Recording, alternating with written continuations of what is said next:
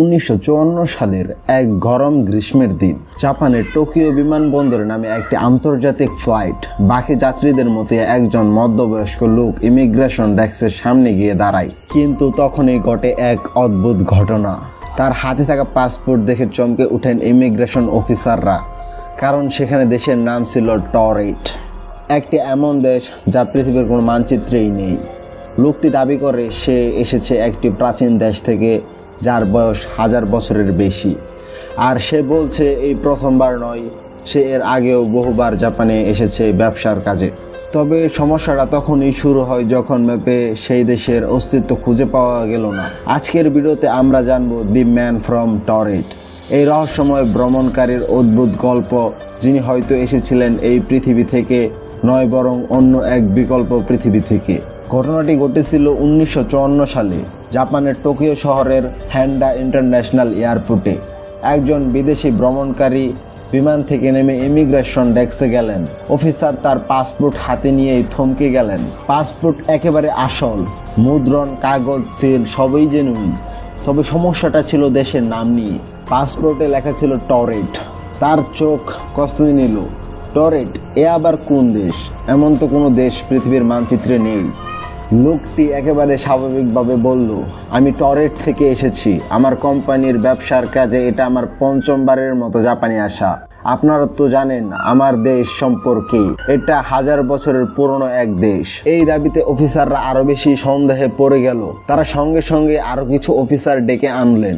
লোকটি তাদেরকে মানচিত্রে তার দেশ দেখাতে বললে সে ইউরোপ এবং আফ্রিকার মধ্যবর্তী এলাকা দেখিয়ে বলল, এই জায়গাতেই তো আছে আমার দেশ টরেট।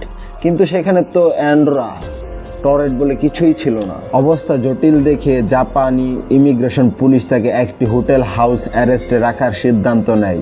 তার কাগজপত্র জব্দ করে আর দরজার বাইরে 2জন নিরাপত্তা রক্ষী রেখে দেয়। পরদিন সকালে তার সাথে আরও তদন্ত করা হবে, এই সিদ্ধান্তেই তাকে ঘরবন্দি রাখা হয় 1 রাতের জন্য। কিন্তু এরপরে যা ঘটল তা ছিল সত্যি ভয়ঙ্কর আর অবিশ্বাস্য। রাতের বেলা হোটেলে রাখা হয় সেই রহস্যময় ভ্রমণকারীকে। পরদিন সকালে ইমিগ্রেশন অফিসাররা আবার তাকে জিজ্ঞাসা করেন, টরেট আসলে কোথায় অবস্থিত? লোকটি বিনা দ্বিধায় উত্তর দেয়, আমার দেশ টরেট অবস্থিত ফ্রান্স এবং স্পেনের মাঝখানে। এটি একটি স্বাধীন রাষ্ট্র, প্রায় 1000 বছরের পুরনো। আমরা ইউরোপীয় ইউনিয়নের একজন সদস্যও নই। তাকে একটি আধুনিক মানচিত্র দেখানো হয়। লোকটি নিজ হাতে তার দেশের অবস্থান দেখায়, ঠিক ফ্রান্স ও স্পেনের সীমান্তের মাঝখানে। কিন্তু সমস্যা হলো সেখানে ছিল অ্যান্ডোরা, টরেট নামে কোনো দেশ নেই। লোকটির মুখ কালো হয়ে যায়। সে ম্যাপের দিকে কিছুক্ষণ চুপচাপ তাকিয়ে থাকে, তারপর বলে, এটা অসম্ভব, এখানে তো আমার দেশ থাকার কথা। আমি এই পথ দিয়ে বহুবার জাপানে এসেছি, আপনারা নিশ্চয়ই ভুল করছেন। কিন্তু অফিসাররা তো স্পষ্ট দেখেছেন সেখানে টরেট বলে কোনো দেশ নেই। লোকটি ক্রমাগত বিভ্রান্ত, অবাক আর আতঙ্কিত হয়ে পড়ে। তার কণ্ঠে ছিল আত্মবিশ্বাস, কিন্তু চোখে যেন ভয়। সে কি সত্যি অন্য কোনো পৃথিবী থেকে এসেছিল, নাকি সবটাই ছিল কোনো চালাকি? পরদিন সকালে ইমিগ্রেশন পুলিশ দ্রুত হোটেল রুমে পৌঁছায়। তাদের লক্ষ্য ছিল লোকটির উপর আরও তদন্ত চালানো। তারা জানতো তারা পাসপোর্ট এবং ডকুমেন্টগুলো খুঁজে বের করতে হবে। তবে যখন তারা দরজা খুললো তখন যা দেখলো তা ছিল এক ভয়ঙ্কর রহস্য।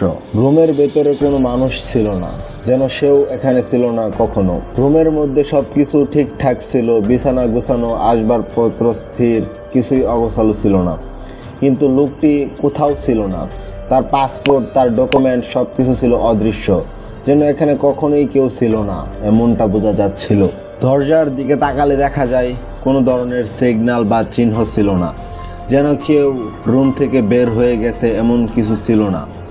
উইন্ডো ছিল বন্ধ এবং কক্ষের ভেতরে কোনো জানলা খোলার চিহ্ন ছিল না, অথবা কোনো রাস্তা বা উঠান যেখানে কেউ রুম থেকে পালাতে পারে তাও ছিল না। এরপর পুলিশ রুমটি আরও ভালো করে পরীক্ষা করলো। তবে পাসপোর্ট এবং অন্যান্য গুরুত্বপূর্ণ ডকুমেন্ট কোনো চিহ্ন ছাড়া অদৃশ্য হয়ে গেছিল।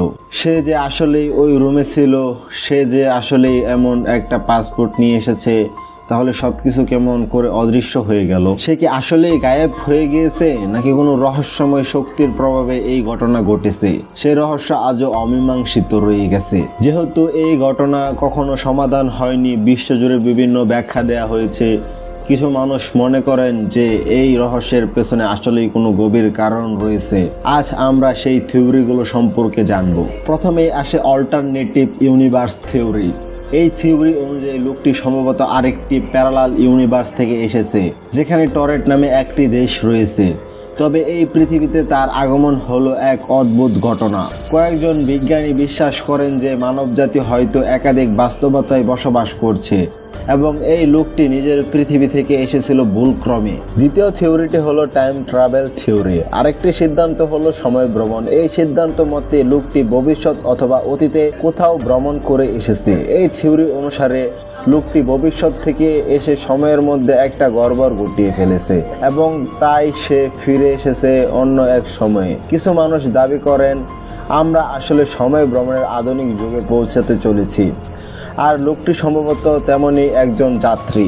তৃতীয় থিওরিটি হলো গভর্নমেন্ট কভার আপ। তবে কিছু মানুষ এই ঘটনাকে একটি সরকারি কভার আপ হিসেবে দেখেন। তাদের মতে সরকার হয়তো জানতো এই ঘটনার আসল কারণ, কিন্তু সবার সামনে প্রকাশ না করে এটির উপর একটি গোপন কবর চাপিয়েছে। কিছু দাবি রয়েছে যে লোকটি ছিল আসলে একটি গোপন প্রকল্পের অংশ, যে সম্পর্কে সাধারণ জনগণ জানতো না, আর তাই সরকার তার পাসপোর্ট এবং অন্য ডকুমেন্ট গোপনভাবে সরিয়ে রেখেছিল। চতুর্থ থিওরিটি হলো হক্স থিওরি। অবশেষে কিছু মানুষ মনে করেন যে এটি একটি হক্স বা মিথ্যাচার। তারা বিশ্বাস করেন যে এই রহস্যটি কৃত্রিমভাবে তৈরি করা হয়েছিল কোনো উদ্দেশ্যকে বাস্তবায়ন করার জন্য। তবে এই থিওরি সমর্থকদের দাবি এমন ঘটনা সেখানে এত শক্ত প্রমাণ থাকা সত্ত্বেও এখনো এর সত্যতা নিয়ে কোনো নির্ভরযোগ্য উৎস কিছু প্রমাণ দিতে পারেনি। এত সব থিওরি থাকা সত্ত্বেও এই রহস্য আজও অমীমাংসিত রয়ে গেছে। লোকটির আসল পরিচয় কিংবা উদ্দেশ্য কখনোই জানা যায়নি। এই ঘটনা কি আসলেই একটি অন্য পৃথিবী থেকে আসা ব্যক্তির গল্প, নাকি একটি কেবল দুর্দান্ত দাদা? তবে প্রশ্ন থাকে এই বিষয়ে কি কোনো আসল প্রমাণ আছে? এটা শুধু গল্প, নাকি কোনো এক গোপন রহস্য রয়েছে এর মাঝে? আসলে এই রহস্য নিয়ে ব্লগ পোস্ট, নিউজ রিপোর্ট এবং অল্টারনেটিভ মিডিয়া বেশ কিছু বছর ধরে আলোচনা করছে। তবে সরকারি বা প্রামাণিক কোনো রেকর্ড এখন পর্যন্ত পাওয়া যায়নি। তবে বেশ কিছু ইউরোপীয় পুরাতন নথিতে টর্ট নামটি দেখা গিয়েছে, যা অনেকের মতে অত্যন্ত রহস্যজনক। নথিগুলোতে অবশ্যই পুরোপুরি স্পষ্ট নয়, তবে টর্ট শব্দটি পাওয়া গেছে, যা অনেকেই বিশ্বাস করেন যে এটি একটি প্রাচীন স্থান বা দেশের নাম হতে পারে। এই নথিগুলো বাস্তবতা নিয়ে অনেক প্রশ্ন তুলে দেয়, যেমন কিভাবে এত বছর আগে এই নাম ছিল, যখন আজকের মানচিত্রে তা কোনো জায়গায় নেই।